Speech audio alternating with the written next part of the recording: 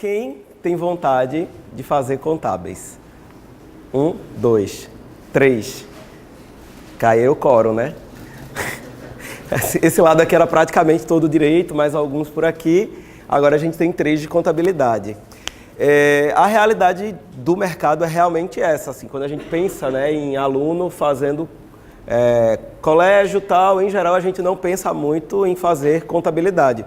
Como a Isabela comentou, em geral, quando a gente está no colégio, uma das coisas que a gente basicamente pensa dessa área que a gente está vendo hoje no encontro é direito, de fato, e administração. Eu caí no meio de gaiato, né?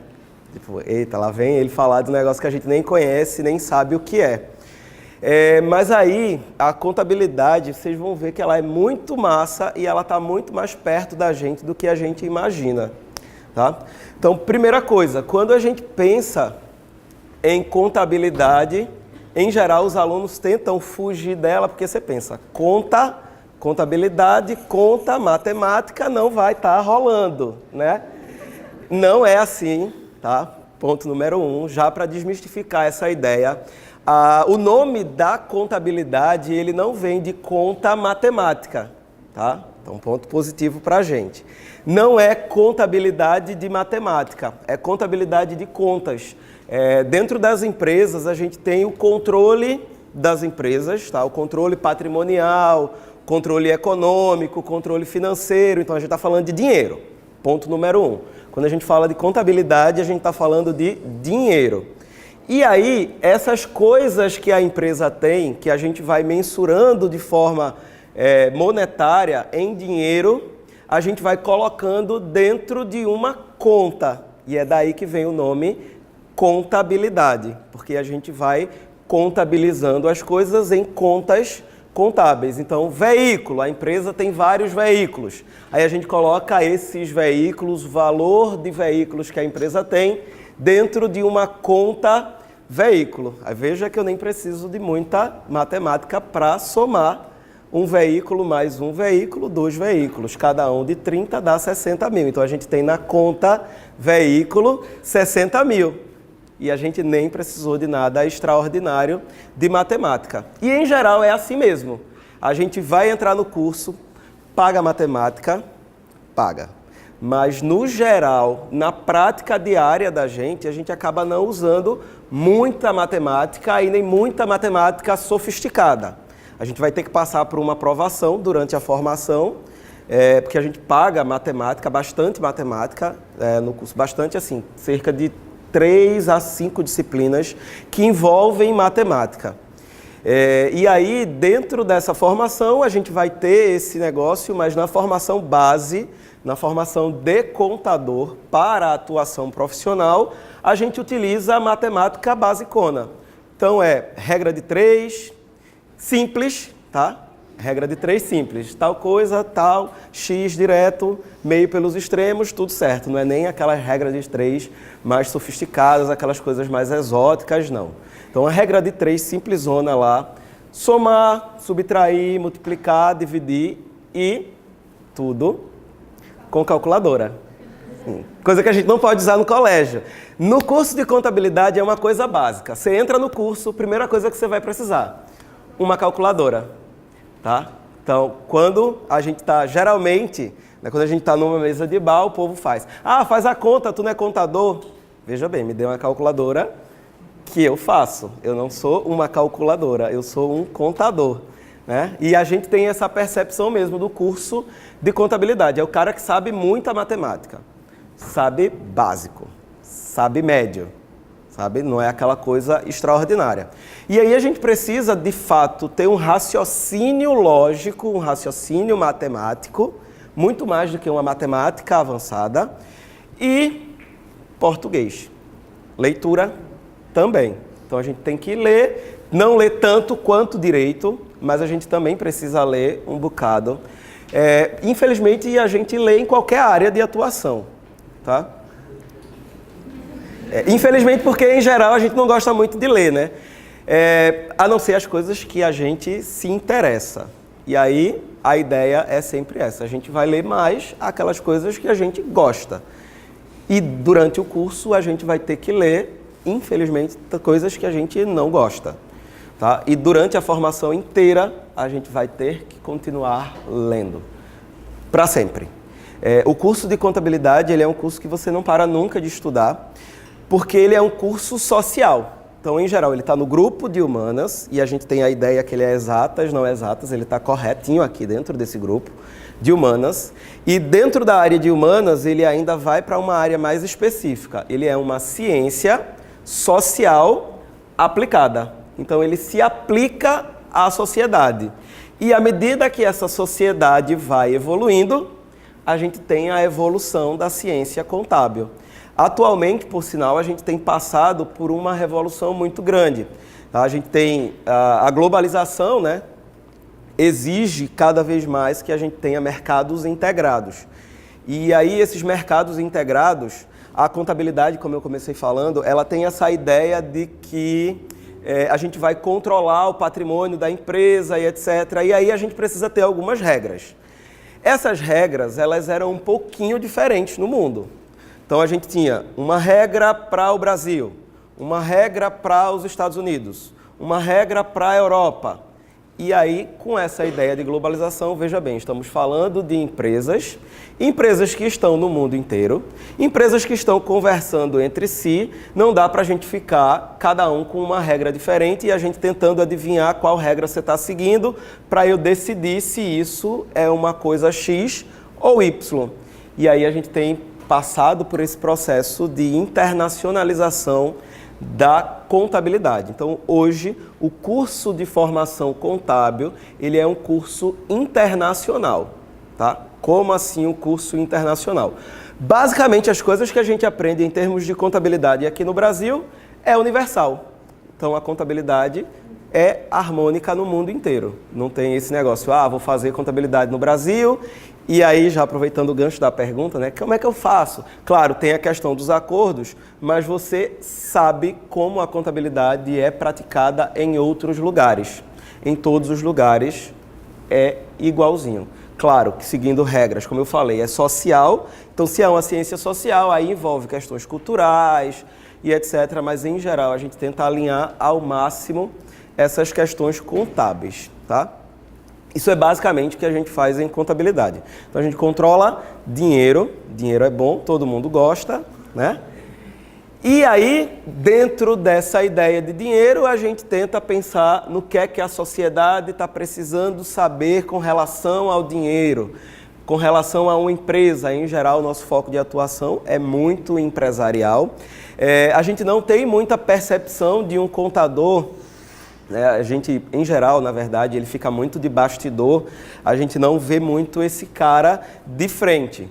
Mas, basicamente, se a gente for pensar numa figura de um profissional contábil, esse cara, em geral, a gente não pensa ele numa personalidade mais ou menos semelhante a uma personalidade que a gente imagina de um advogado, por exemplo. A gente imagina advogado engravatado, todo na beca, tal. E o contador, não sei como é o contador. Eu acho que não é muito daquele jeito, não. Depende. Depende muito da área de atuação que você vai estar. E, em geral, você vai estar daquele jeito, sim. Porque a área de atuação do profissional contábil é uma área executiva. Já ouviram falar essa palavra, né? Executiva. Ela tem um peso, aí você já começa a enxergar uma pessoa, de fato, engravatada. É mais ou menos por aí. Claro que eu estou falando de grandes empresas, corporações e etc. Mas é o cara, sim, engravatado e é o cara que controla o dinheiro da empresa. Então, esse cara é importante pra caramba, né? Tipo, eu estava afim de saber como é que anda a minha empresa em termos econômicos. Eu quero saber se deu certo aquela aplicação que eu fiz. Com quem eu vou falar? Com o meu contador. Ok? Então, em geral, é a gente quem sabe da parte patrimonial, como está a empresa, se ela cresceu, se ela minguou, se ela, enfim, se ela está dando lucro, que a gente sempre vai falar lucro, lucro, lucro. Como está a questão de caixa da empresa, se ela tem grana para pagar, se está atrasando o pagamento, o que é que está acontecendo. E aí a gente vai fazendo toda essa parte de controle. Profissional Na área de atuação, a gente tem uma vasta gama de atuação, que em geral a gente pensa de fato empresa, mas a gente não tem só empresa.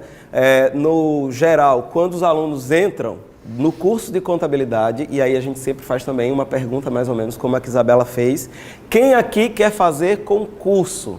Aí um monte de gente levanta a mão. No curso de Direito é praticamente 100%. No curso de Contabilidade dá uns 80%, 90% de gente querendo fazer concurso. Na área de atuação profissional para concurso, Contabilidade é uma área também que tem bastante concurso e tem concursos muito interessantes. Então a gente tem atuação no setor privado, na empresa, e aí a gente vai ter variações salariais, desde a hora que você entra até o máximo de salário que você possa imaginar na área de atuação profissional. Empresa, aí é de fato, o céu é limite e é muita grana. Tá? Eu tenho que apelar, né? Como Isabel, todo mundo querendo muito direito, então a gente tem que apelar para o bolso. Então, na área de atuação profissional, dentro da área privada, você tem aí um cara que termina a formação profissional, acabou curso de contabilidade.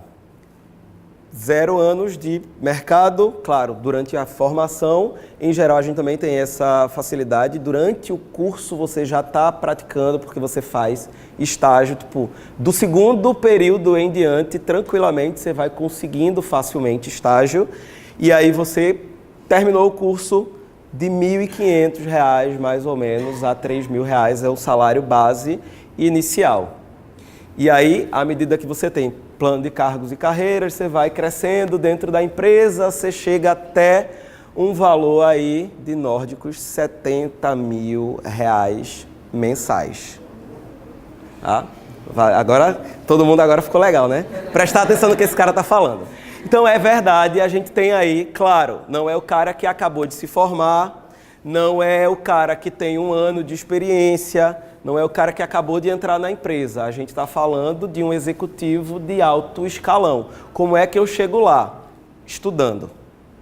Muito. Tá? E aí, várias formações complementares, não sou basicamente só contador, eu tenho contador. Como a gente está falando de dinheiro, negócios, onde é que rola a grana, onde é que está o dinheiro do mundo? Inglês. Então a gente tem que fazer, em geral. A parte de computacional, entender, sacar um bocado de computador, e não é computador entrar em internet, é computador tipo um Excelzinho para fazer uns controles, planilha, tal, não sei o quê, porque como eu falei, a gente faz algumas continhas básicas, mas não é de cabeça. Então a gente sempre vai utilizando ferramentas. E essas ferramentas, Excel ajuda bastante, inglês para a gente conversar, quanto mais idiomas você tem, então esse cara que ganha 70 mil, ele é poliglota. Básico. É um cara que tem muitos anos de atuação, mais de 10 anos dentro de uma empresa, enfim, ele de fato foi graduando. Na área pública, a gente tem vários concursos, e aí concursos que variam de 6 mil a 15 mil reais já de entrada. O cara ganha só isso? Não. Assim como o cara de direito, ele entra para ganhar isso, mas em geral também tem a questão dos honorários e ele ultrapassa isso tranquilamente. Então a gente tem na atuação pública só um teto que a gente pode receber. Então, por exemplo, digamos que esse teto seja em torno de R$ 30 mil. Por mais que teu salário inicial seja 15 e com honorário você dobrou o teu salário, foi para 35. Só que você tem o teto da carreira pública.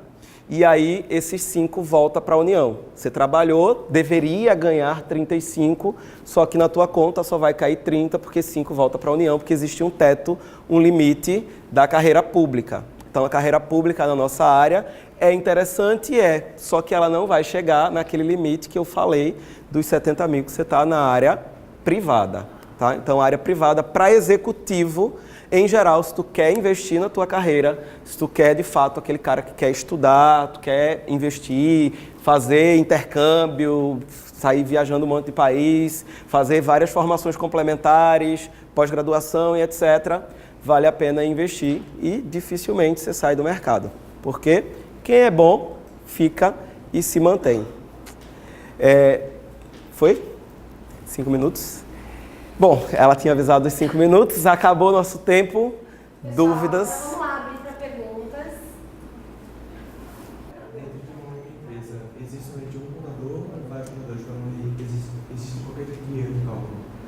Então, dentro da atuação profissional, em empresa, a gente tem, dependendo do tamanho da empresa, a gente tem várias áreas. Tá? Mesmo dentro da empresa, a gente tem tipo, o cara que trabalha de fato levantando demonstrações contábeis, que vai dizer como é que a empresa está economicamente, como é que a empresa está financeiramente, como é que ela está em termos patrimoniais, o que é que ela tem, quanto de cada coisa ela tem em termos monetários. Aí a gente vai ter um cara que confere, que a gente em geral chama de auditor, não sei se vocês já ouviram falar.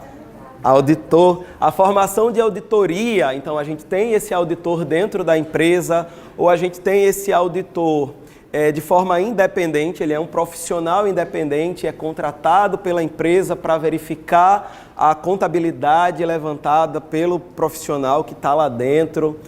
Então a gente envolve em geral muita questão ética, você precisa ter uma relação de fato, de confiança, você tem o cara que faz gestão contábil, que a gente chama de controller, tem o cara da parte tributária, que dá muita grana, tá? A parte tributarista agora. A tributária está bem envolvido com a questão legal, porque no Brasil a gente basicamente tem muitos tributos. Todos esses tributos são feitos por quem? Pelo governo. Então, cada coisa que a gente vai pagando em termos tributários está por trás de uma lei. Então, é o cara que tem que saber bastante de lei, por isso que durante o curso também a gente paga muita disciplina de direito. Tá? Então a gente tem só dentro da empresa a gente tem um monte de área que eu posso atuar. Fora da empresa, tipo, questão autônomo, eu ainda posso trabalhar como consultor, sem necessariamente ir lá verificar as contas em termos de auditoria. Mas tipo, a empresa me contrata como consultor para verificar se pode melhorar alguma coisa em termos tributários, em termos de controle mesmo, patrimonial. Okay? Pode ser perito também, né? Pode ser perito, é uma área bastante... E aí o perito, ele é o braço direito do juiz. Então, na perícia contábil, a gente de fato está trabalhando ao lado do juiz. O juiz não conhece de questões contábeis, ele sabe das questões legais. Só que aí tem um caso que o cara entrou na justiça porque a empresa estava cobrando dele hora extra e não pagava, digamos. Como é que o juiz vai dizer que está certo ou que está errado?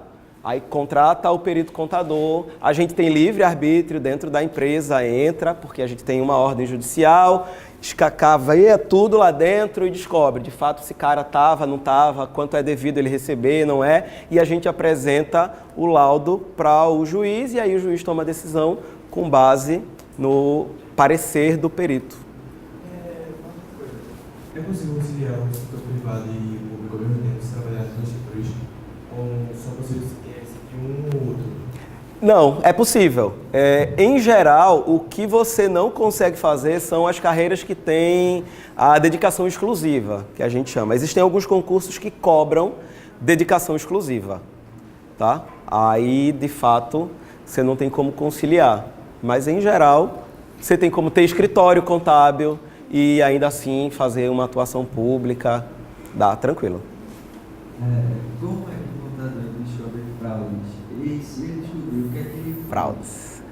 Então, nessa ideia agora desse negócio caixa 2, não sei o que lá, quem está por trás dessas coisas todas? O contador, né? É o cara que está por trás dessas coisas todas. Dentro da auditoria, em geral, a gente imagina o auditor, como é o cara que vai lá conferir se está tudo no esquema, se está tudo no ok. Então, esse auditor é o cara que vai descobrir a fraude? Não. O auditor, em geral, ele vai verificar se as regras contábeis foram devidamente aplicadas dentro da empresa. Claro que, se houver algum indício de fraude, ele, às vezes, consegue identificar. Tá? Mas, por exemplo, vamos falar do esquema de corrupção das construtoras. Né? Pô, como assim? O cara estava fazendo contabilidade, rolou auditoria e ninguém descobriu. A gente está falando de contratos bilionários. E pelo meio disso, a gente tinha alguns a mais. Velho, dentro de contabilidade a gente tem o princípio da irrelevância, do princípio da materialidade. Dentro de 100 mil reais, o que 1.000 reais representa em termos absolutos? Nada, era mais ou menos essa a ideia. Então, tipo, o cara não estava preocupado com os 1.000 ou poucos 1.000 que tinha ali a mais, porque, na verdade, ele estava auditando o montante. E o montante está ok. Se o montante está ok, eu não vou desconfiar de um cisquinho que tem ali no meio, a não ser que, de fato, eu tenha alguns indícios graves. Por exemplo, quando é que a gente descobre um indício de fraude? Eu tinha 50 reais e agora eu tenho 10 mil. Putz, como assim? Né? Saiu de 50 para 10. Então, é mais ou menos algumas coisas que dão uns starts para a gente. Dentro da tua conta tinha 50 reais e agora tem 10 mil. Foi uma mudança de valor monetário muito grande. Mas a fraude é muito difícil de ser pega. A não ser nesses casos, de fato. Delação, alguém estava por dentro do esquema, conta e etc. Mas a auditoria é muito difícil. Em geral, não é papel da contabilidade, de fato, descobrir a fraude. A gente pode, como está controlando o patrimônio, a gente pode ter alguns indícios. Mas, em geral, não é nosso papel. A faculdade normalmente dura quanto tempo? E depois disso, no seu caso, por exemplo, para se tornar professor, você tem que ter alguma especialização? Então, o curso de contabilidade, em geral, qualquer faculdade, em torno de 4 anos. Tá? 4 anos você resolve o problema da graduação. Só que, ao terminar a graduação, a gente é, da mesma forma que direito, bacharel em contabilidade. E da mesma forma que o direito, a gente tem exame de ordem também. Só que é bem simples, o exame de ordem não é como o da OAB, por exemplo, que é em 2 fases, etc. É só uma fase, questões de múltipla escolha, tudo dentro do esquema do que você foi aprendendo ao longo do curso, não é tão extraordinariamente difícil. Existe um nível de reprovação alta? Existe. Mas aí é como a Isabela falou, depende da tua formação profissional. Primeiro, putz, eu quero fazer contabilidade. Existem muitas faculdades que oferecem. O que é que eu preciso fazer? Descobrir uma faculdade que seja uma faculdade boa, uma faculdade de excelência. Putz, eu estou escolhendo isso, é uma escolha de vida. Então eu preciso, de fato, investir um pouco de tempo para procurar qual faculdade eu vou. Porque talvez a da esquina da minha casa seja cômodo para mim agora, mas no final das contas ela não seja bem vista no mercado, e não estou falando nem só de atuação profissional e passar no exame da ordem. É tipo, depois o mercado, como esse mercado vai me absorver, como é que ele vai me ver? Então uma faculdade de boa formação e um aluno dedicado passa na prova assim, tranquilo. E aí, terminei, me formei, fiz o exame de ordem, sou contador. E aí eu posso assinar balanço, demonstrações, geral, tudo, sou responsável por uma empresa, só que eu queria ser professor. Aí eu preciso, hoje o mercado acadêmico, que é uma das áreas de atuação também, ele tem exigido cada vez mais a formação em mestrado e doutorado. Só com a especialização a gente já consegue, algumas faculdades já consegue atuar, tá? Mas, em geral, tem se cobrado mais uma formação não só mais imediata, porque o curso de pós-graduação ele é um pouco mais light, digamos assim. O curso de mestrado tem o mesmo tempo de duração, tá? É 2 anos, mestrado ou 2 anos, pós-graduação normal, que é o que a gente chama estrito sensu ou lato sensu. Só que o estrito sensu ele tem uma cobrança um pouco mais pesada, então você vai ter uma imersão maior. E aí essa imersão maior você fica, não, vou ali na pós-graduação, que é mais tranquilo, vou numa aulinha no sábado, e aí eu chego um pouquinho mais atrasado, o professor é mais relax, mas aí as faculdades têm cobrado mais que esse profissional tenha de fato o mestrado. E aí aquele cara que ganha 70 também é o cara que vai fazer essas formações, tá? Mestrado, doutorado. Eu queria saber, para eu ser um contador renomado aqui em Recife, é possível ou eu teria que ir para alguns centros de empresas, claro, que seria mais fácil, sei lá, mas se aqui em Recife, eu tenho alguma possibilidade de conseguir ganhar 70 mil reais? Cara, não sei se 70 mil aqui em Recife, mas a gente tem muita multinacional aqui em Recife, a gente tem bastante grandes empresas. As empresas que estão na Bolsa, essas mais famosinhas que a gente ouve falar, Bolsa de Valores, não sei o quê. Então, quem faz contabilidade para essas empresas todas? Então, o cara de 70 mil é o cara que está numa grande empresa dessa, tipo um executivo de alto escalão, Ambev e tal, multinacional. Então, esses caras ganham muita grana. Putz, mas essas empresas não tem muitas aqui em Recife. Então, também não tem muitas no mundo. Então, para você ser o cara que ganha 70 mil, vai demorar. E daqui lá, você de fato talvez não esteja aqui em Recife. Porque é um cara meio bandoleiro. Tipo, esse cara é de atuação mundial. E, em geral, isso você está em multinacionais. Então, você hoje está em Recife, aí amanhã você está em Madrid, aí depois você vai para os Estados Unidos, porque a empresa vai te demandando vaga em alguns lugares. Então, quando a gente pensa em plano de carreiras em grandes empresas e para chegar nesse montante, aí a gente tem que, de fato, estar aberto a migrar. A gente vai não necessariamente ficar em Recife. Existe a possibilidade?